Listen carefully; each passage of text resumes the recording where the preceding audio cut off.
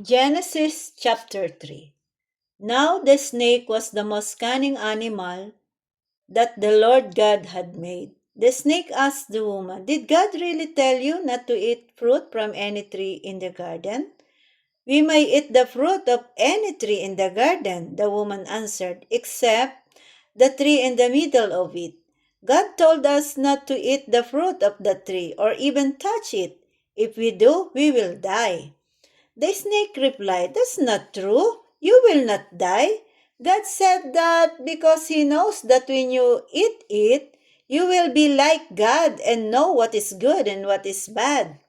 The woman saw how beautiful the tree was and how good its fruit would be to eat.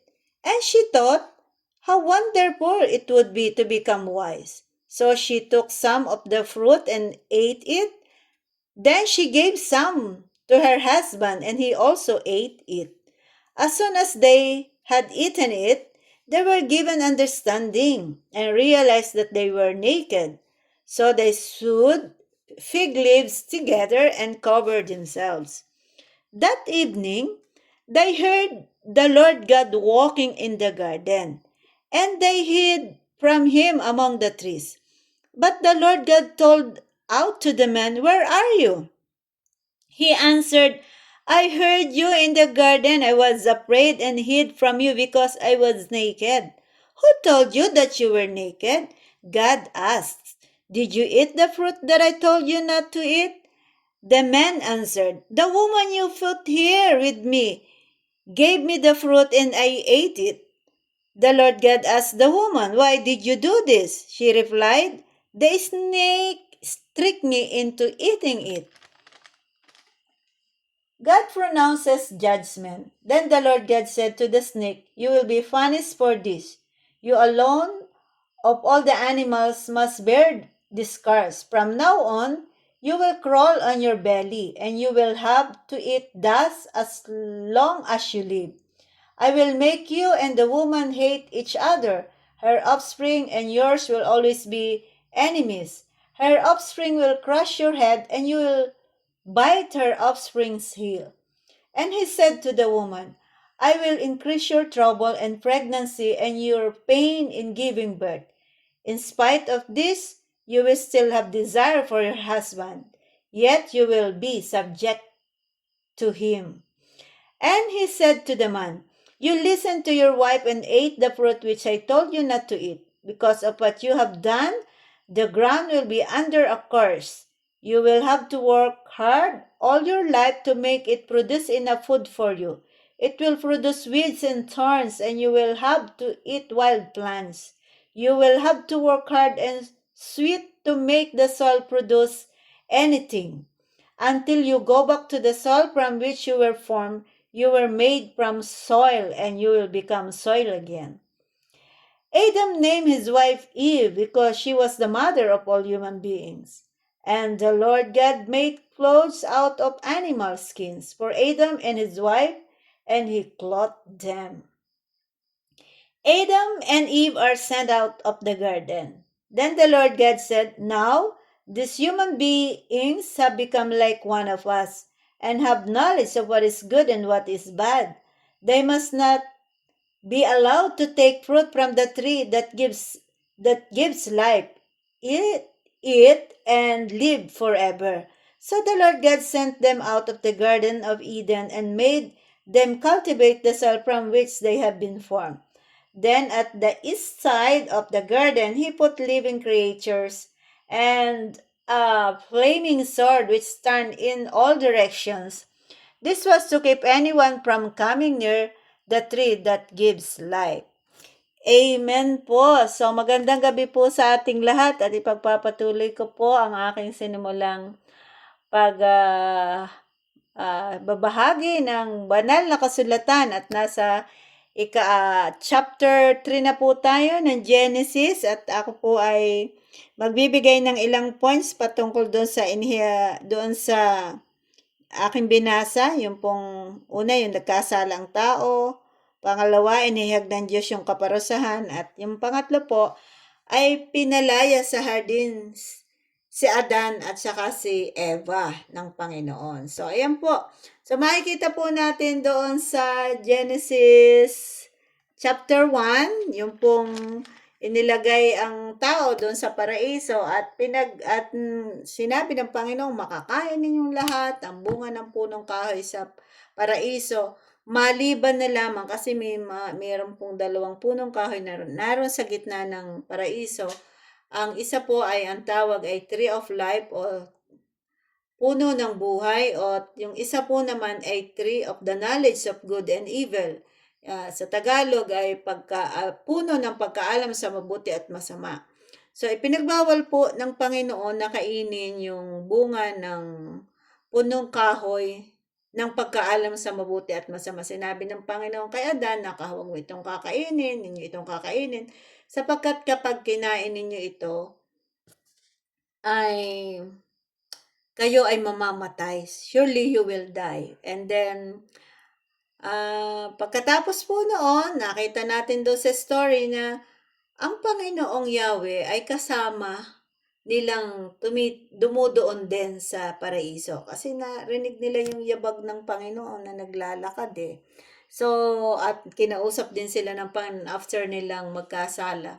So, makikita nyo rin po na may access din doon yung mga anghel. Kagaya po nung tumukso sa kanya, which is walang iba, siya po ay makikita ninyo na nakilala din natin na yung Diablo, na tinawag ng Diablo, na mula doon sa pag-uusap kay doon sa paraiso, ay yun din yung Diablong tinutukoy sa Biblia. So ngayon po, ibig sabihin, ito pong kumausap kay Eva, ay isa po siyang anghel, which is walang iba kundi yung ating na nakikilala sa Biblia na tinatukoy na Satanas din o Diablo, ay merong magandang ugnayan po sila doon sa paraiso. Dahil that time, ang tao na may wala pang kasalanan at siya po ay banal at inosente.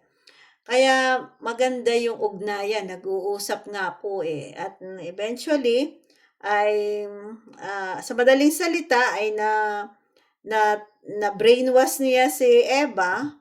At sabi ni Eva oo nga, parang maganda sa tingin ko, maganda talaga sa paningin yung puno.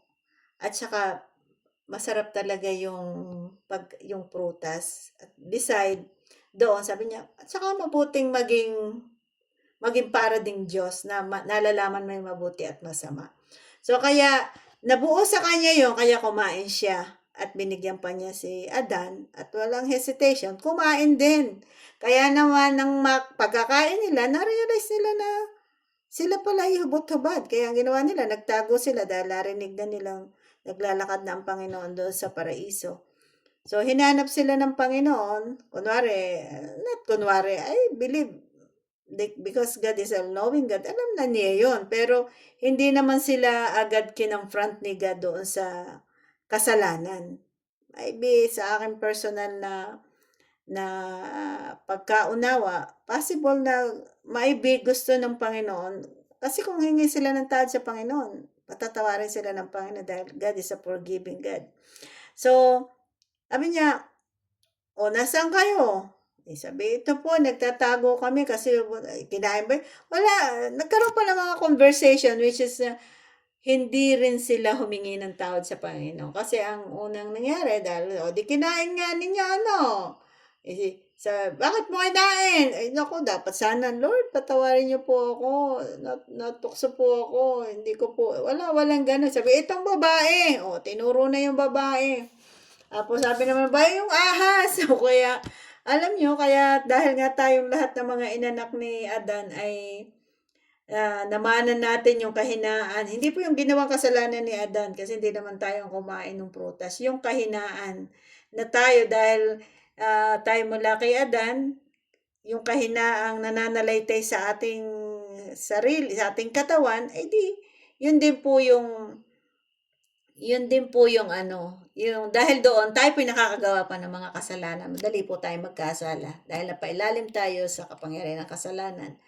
At sa kapangyarihan ng kasalanan, sa ilalim, napailalim tayo sa kapangyarihan at naalipin tayo ng kasalanan. Yan, napailalim at naalipin ng kasalanan. Dahil po doon, kaya tayo nagkakasala. At dahil doon, dahil wala namang forgiveness at alam nyo, sabi nung kami inaaral namin ito, tinuturo ito sa amin ng mga overseer namin. Sabi nila, possible, bakit kaya tinukso ng diablo o ni Satanas si Eva? Kasi alam niyo yung mga anghel, may kapangyarihan din po sila, makapangyarihan din silang nilalang ng Diyos. Ni Yahweh, possible baka nagkaroon ng inggit siya na hindi niya matanggap na ang tao ang ginawang tagapahamahala ng Diyos. Kasi yung pong pamamahalang gagawin nila doon sa paraiso ay hanggang po yun doon sa plano ng Diyos na dalhin doon sa bagong langit at bagong lupa, which is sa bagong lupa, which is na new earth, na kung saan ay maghaharing kasama ng tao ang Diyos magpakailanman. At siguro, maaaring yun po ang dahilan kaya, dahil wala namang makitang ibang dahilan bakit niya tutuksohin yung si Eva. Dahil parehas lang naman sila, nagkakasama doon. May magandang ugnayan po doon sa paraiso eh. Mga anghel, si Yahweh at saka yung tao.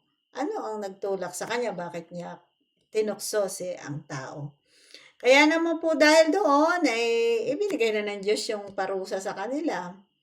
At doon po sa parusa ay ang mula doon sa free na makakain lahat ng uri ng bungang kahoy, cultivate na po ang tao para siya ay may makain hanggang sa siya ay bumalik sa alabok. Sabi ng Panginoon, dahil sa alabok ka nagmula, sa alabok ka din babalik. Physically, nangyayari po iyon. Tapos ay ang babae ay maghihirap siya sa panganganak. Kaya po yung mga nanganganak talagang masakit yung dinaranas namin mga babae kapag nagle-labor po. Tapos din po ay siyempre meron din pong iginawad na parusa doon sa tumukso sa kanya, pero hindi ko po yun tatakil ngayon kasi medyo malalim po yan. Kailangan ng clear na pag i-explain po noon. So, maybe sa mga susunod ko pong pag-share bago ko ibahagi yung patungkol doon. And then, pagkatapos po noon, pinalis na sila ng Panginoon doon sa paraiso at dinala sa bandang gitnang sa silangan nung bandang silangan noong Garden of Eden. At ang Panginoon ay naglagay ng kerubin. Sinasabi doon na naglagay ang Panginoon ng kerubin sa gate noong paradise at with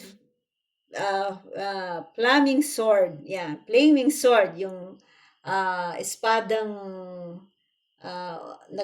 yun ang tawag sa Tagalog. I forget. Sabi doon ay, where are you?